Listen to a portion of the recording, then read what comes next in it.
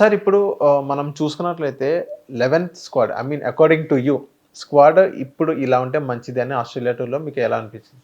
అంటే ప్రాబ్లమ్ ఏమొచ్చిందంటే మనకి injury problem ఉందండి. అలాగే non availability of captain Rohit Sharma.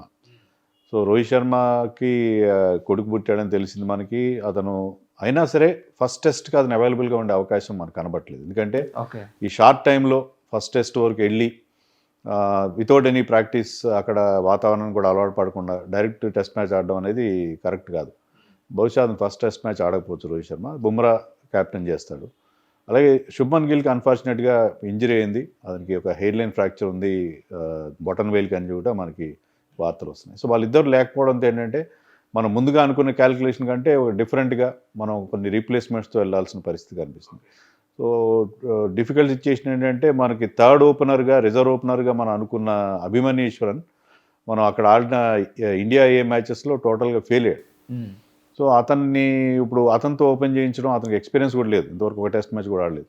So Yashasvi Jaiswal పార్ట్నర్గా ఎవరు ఆడతారనేది ఇంతవరకు మనకు క్లారిటీ లేదు. బహుశా కేఎల్ రాహుల్ ఓపెన్ చేయొచ్చు.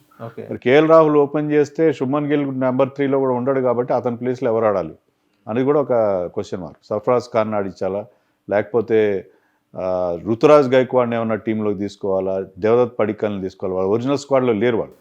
సో అదొక చర్చ కూడా నడుస్తుంది. సో 11 విషయంలో టాప్ ఆర్డర్ విషయంలో మనకి కొన్ని ప్రాబ్లమ్స్ ఉన్నాయి. అలాగే ధ్రువ్ జురెల్ చాలా మంచి బ్యాటింగ్ చేశాడు ఇండియా మ్యాచెస్లో, చాలా బాగా పర్ఫామ్ చేశాడు. సో అతను ఏంటంటే రిజర్వ్ కీపర్గా వెళ్ళాడు, అయినా అతన్ని టీంలో తీసుకోవాలా సర్ఫరాజ్ ఖాన్ ప్లేస్లో అనేది కూడా ఒక క్వశ్చన్ ఉంది. బట్ నన్ను అడిగితే Sarfaraz Khan is a specialist batsmen, అతన్ని తీసుకోవాలి. అతను కనుక ఫెయిల్ అయితే అప్పుడు మీరు ధ్రువ్ జురెల్ కోసం వెళ్ళండి. అలాగే మనం ఫాస్ట్ బౌలింగ్ విషయంలో కూడా పర్త్లో మంచి ఫాస్ట్ అండ్ బౌన్సీ ట్రాక్ ఉంటుందని చెప్తున్నారు. సో అలాంటి ట్రాక్ మీద మీకు 4 ఫాస్ట్ బౌలర్స్తో వెళ్తే, సే బుమ్రా, ఆకాష్దీప్, ప్రసిద్ధ్ కృష్ణ, సిరాజ్తో వెళ్తే 4 ఫాస్ట్ బౌలర్స్ ఉంటే మీకు టెయిల్ చాలా లాంగ్ అయిపోతుంది, బ్యాటింగ్లో మీకు డెప్త్ ఉండదు. అలాంటప్పుడు నితీష్ కుమార్ రెడ్డిని తీసుకుంటే అతను ఎంతవరకు ఫోర్త్ సీమర్గా ఉపయోగపడతాడనేది కూడా ఒక సందేహం. అలాగే మంచి ఫామ్లో ఉన్న వాషింగ్టన్ సుందర్ని తీసుకోవాలా, లేకపోతే ఎక్స్పీరియన్స్ ఉన్న జడేజాని తీసుకోవాలా, ఇలాంటి కొన్ని క్వశ్చన్ మార్క్స్ ఉన్నాయి. నన్ను అడిగితే better to go with Jadeja కొన్ని ఎక్స్పీరియన్స్, ఆస్ట్రేలియా కండిషన్స్లో ఆడిన అనుభవం. కోర్స్ సుందర్ కూడా లాస్ట్ టూర్లో ఆడాడు. సో జడేజాతో వెళ్ళాలి. అండ్ నితీష్ కుమార్ రెడ్డి ఒకవేళ ఫాస్ట్ బౌలర్స్కి అనుకూలంగా ఉంటే నితీష్ కుమార్ రెడ్డి, లేదంటే వాషింగ్టన్ సుందర్తో ఫోర్త్ బౌలర్గా వెళ్తే బాగుంటుందని అనుకుంటున్నాను. సార్ ఇదే ఆస్ట్రేలియా టూర్‌లో ఇప్పుడు మనం చూస్తున్నట్లయితే కోహ్లీ కానీ రోహిత్ శర్మ కానీ వీళ్ళిద్దరు ఫామ్‌లో లేరు కదా!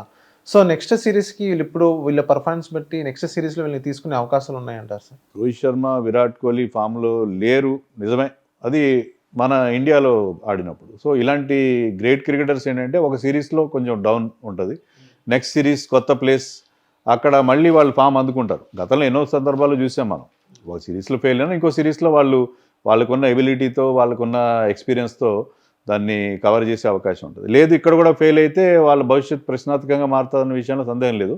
బట్ ఒకటేంటంటే నెక్స్ట్ మనం ఇమీడియట్గా ఇంగ్లాండ్తో 5 టెస్ట్ మ్యాచ్లు ఆడబోతున్నాం, ఇంగ్లాండ్ వెళ్ళి. సో అక్కడ వీళ్ళకున్న ఎక్స్పీరియన్స్ కూడా చాలా కౌంట్ అవుతుంది. సో ఏమన్నా వీళ్ళని రీప్లేస్ చేయాలి, వీళ్ళకి అయిపోయింది అనుకుంటే కేవలం 5 టెస్టులతో డిసైడ్ చేయరు. తర్వాత ఇంగ్లాండ్లో కూడా అక్కడ కూడా 5 టెస్ట్ మ్యాచ్లు ఆడబోతున్నాం. ఈ 10 టెస్ట్ మ్యాచ్లలో కూడా వాళ్ళు ఫెయిల్ అయితే అప్పుడు వాళ్ళ భవిష్యత్తు విషయం గురించి మనం ఆలోచించాలి. కానీ ఇప్పుడే ఇమీడియట్గా వాళ్ళ భవిష్యత్తు గురించి కానీ వాళ్ళ కంటిన్యూషన్ గురించి కానీ మనం మాట్లాడుకోవాల్సిన అవసరం లేదని నేను అనుకుంటున్నాను. విరాట్ కోహ్లీ గారిది పర్ఫార్మెన్స్ ఎలా ఉండబోతాను అనుకుంటున్నాను సార్ ఆస్ట్రేలియా సిరీస్లో? ఐ థింక్ విరాట్ కోహ్లీకి ఆస్ట్రేలియాలో 7 టెస్ట్ సెంచరీస్ ఉన్నాయి. సో ఆస్ట్రేలియాలో he has always done well. So నాకైతే ఎలాంటి డౌట్ లేదు, ఖచ్చితంగా మళ్ళీ ఫామ్ అందుకుంటాడు విరాట్ కోహ్లీ. ఇండియాలో అతను బాగా ఆడిపోవడానికి కారణం ఏంటంటే ఇటీవల కాలంలో స్పిన్ బౌలింగ్ ఆడడంలో ఇబ్బంది పడుతున్నాడు. కానీ ఆస్ట్రేలియాలో స్పిన్నర్స్కి అంత హెల్ప్ ఏమి ఉండదు. ఆస్ట్రేలియా కైండ్ ఆఫ్ వికెట్స్ కానీ, అక్కడ పిచెస్ కానీ, అక్కడ బౌన్స్ కానీ Virat Kohli style of batting బాగా సూట్ అవుతుంది. సో అక్కడ అతనికి ఉన్న పాస్ట్ రికార్డే దానికి ఒక indication. So I think Virat Kohli should do well అని నేను. ఓకే సార్, ఇదే విరాట్ కోహ్లీ గురించి మాట్లాడినట్టయితే ఇక్కడ సెంచరీ చేయకపోతే సెలెక్టర్స్లో పక్కన పెట్టే అవకాశాలు ఉన్నాయి సార్ విరాట్ కోహ్లీ గారిని? సెంచరీకి దానికి ఏం సంబంధం అంటే నాకు అర్థం కాదు. సెంచరీ ఎప్పుడు కొలమానం కాదు. మీరు కొన్నిసార్లు ఒక 50 లేకపోతే ఒక 40 కూడా టీమ్ కష్టాల్లో ఉన్నప్పుడు చేస్తే అది ఇంపార్టెంట్. సెంచరీ అనేది అసలు ఇంపార్టెంట్ కాదు. అలాంటి విరాట్ కోహ్లీ దాదాపు 2 ఏళ్ల పాటు 2.5 ఏళ్ల పాటు ఒక సెంచరీ కూడా చేయలేదు, కానీ ఎప్పుడు కూడా సెలెక్టర్స్ అతన్ని డ్రాప్ చేసే అవకాశం లేదు. సో వీళ్ళు 1-2 మ్యాచ్ల్లో వీళ్ళ పర్ఫార్మెన్స్ ఆధారంగా చూస్తే పరిస్థితి ఉండదు. వాళ్ళు they are great cricketers. So వాళ్ళ దాంట్లో ప్రతి క్రికెటర్లో వాళ్ళ ఫామ్ విషయంలో హెచ్చు తగ్గులు, కొన్ని ఒడిదుడుకులు ఉంటాయి. సో 1-2 మ్యాచ్లను బట్టి వాళ్ళ భవిష్యత్తుని డిసైడ్ చేసే అవకాశం ఏమి ఉండదు. ఓకే. సార్ ఇప్పుడు ఫస్ట్ ఓపెనింగ్స్‌కి జైస్వాల్‌తో పాటు రోహిత్ శర్మ లేరు, మాక్సిమం ఉండరని చాలామంది అంటారు. మీరు కూడా అన్నారు. సో జైస్వాల్‌తో పాటు ఎవరు ఉండే అవకాశాలు ఉన్నాయంటారు సార్? బెస్ట్ బెట్ మనకి ఇప్పుడున్న వాళ్ళు కేఎల్ రాహుల్. ఎందుకంటే అతనికి ఆస్ట్రేలియాలో ఓపెన్ కేఎల్ రాహుల్ గారే ఉంటారు, లేకపోతే మీరు పర్సనల్‌గా అనుకున్నారు సార్? కేఎల్ రాహుల్ ఉంటాడని మనకు అనిపిస్తుంది. నా చాయిస్ ఏం కాదు ఇప్పుడు, ఎందుకంటే అతన్ని టీం కూడా ముందుగానే పంపించి ఆల్రెడీ ఒక మ్యాచ్లో కూడా ఆడిచ్చారు, ఓపెనింగ్ చేయించారు. సో కేఎల్ రాహుల్ ఇప్పుడున్న వాళ్ళలో కేఎల్ రాహుల్ మనకి బెస్ట్. అంతకంటే మనకి ఛాయిస్ కూడా లేదు, ఎందుకంటే శుభ్మన్ గిల్ని కూడా ఆడిద్దాం అనుకుంటే శుభ్మన్ గిల్ ఇప్పుడు ఇంజరీ అయింది కాబట్టి అతనికి, మనకి కేఎల్ రాహుల్ తప్ప మరొక ఓపెనర్తో వెళ్ళే అవకాశాలు ఏం కనబడట్లేదు. సార్ ఇప్పుడు కేఎల్ రాహుల్ అని మీరు అన్నారు. ఇప్పుడు న్యూజిలాండ్ సిరీస్లో కేఎల్ రాహుల్ గారు ఫామ్లో లేరు కాబట్టి పక్కన పెట్టారు. సో మళ్ళీ ఇప్పుడు ఆస్ట్రేలియా టూర్లో ఇప్పుడు ఎలా ఉండబోతుంది కేఎల్ రాహుల్? న్యూజిలాండ్ సిరీస్లో కేఎల్ రాహుల్ ఒక్కడే ఫెయిల్ కాలేదు నిహాల్. న్యూజిలాండ్ సిరీస్లో మన బ్యాట్స్మెన్లో చాలామంది ఫెయిల్ అయ్యారు. సో ఆ సిరీస్లో రాహుల్ ఆడింది ఒకే ఒక టెస్ట్ మ్యాచ్, అది కూడా మనం దృష్టిలో పెట్టుకోవాలి. అది కూడా బెంగళూరులో టఫ్ కండిషన్స్లో అతను ఫెయిల్ అయ్యాడు. అంతకుముందు అతను ఇంగ్లాండ్తో ఆడిన టెస్ట్ సిరీస్లో ఒక 80 చేశాడు. సౌత్ ఆఫ్రికాలో ఆడినప్పుడు ఒక సెంచరీ కూడా చేశాడు. సో కేఎల్ రాహుల్ ఫామ్ని కేవలం ఒక్క టెస్ట్ మ్యాచ్తో డిసైడ్ చేయడం కరెక్ట్ కాదు. సార్ ఇప్పుడు మన సంజు శాంసన్ అను తిలక్ వర్మ గారు ఇద్దరు సెంచరీ చేశారు. ఒకసారి ఆ సిరీస్ గురించి మాట్లాడదాం. ఆ మ్యాచ్ చూసిన తర్వాత మీకు ఏమనిపించింది వీరిద్దరు పర్ఫార్మెన్స్ గురించి? Extraordinary performance. ముఖ్యంగా తిలక్ వర్మని మనం మెచ్చుకోవాలి, ఎందుకంటే అతను ఇంజరీ కారణంగా వేరే కారణాల వల్ల, కాంపిటీషన్ వల్ల చాలా కాలంగా ఇండియన్ టీంలో దూరంగా ఉన్నాడు. సో అతనికి మళ్ళీ రాక అవకాశం వచ్చింది, దాన్ని 2 చేతులతో అందిపుచ్చుకున్నాడు. ఆ సెంచరీల ముందు కూడా మిగతా 2 మ్యాచ్లు కూడా అతను బాగా ఆడాడు. సో తిలక్ వర్మ ప్రత్యేకత ఏంటంటే కన్సిస్టెన్సీ, చాలా కన్సిస్టెంట్గా ఆడతాడు.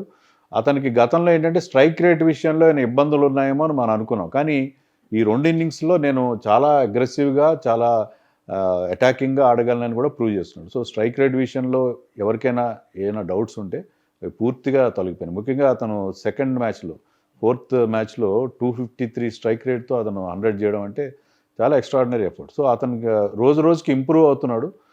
తన టీంలో తన ప్లేస్ని సిమెంట్ చేసుకుంటున్నాడానికి అదే పెద్ద ఉదాహరణ. మెయిన్ థింగ్ ఏంటంటే ఈ always puts price on his వికెట్ని ఈజీగా పారేసుకోడు.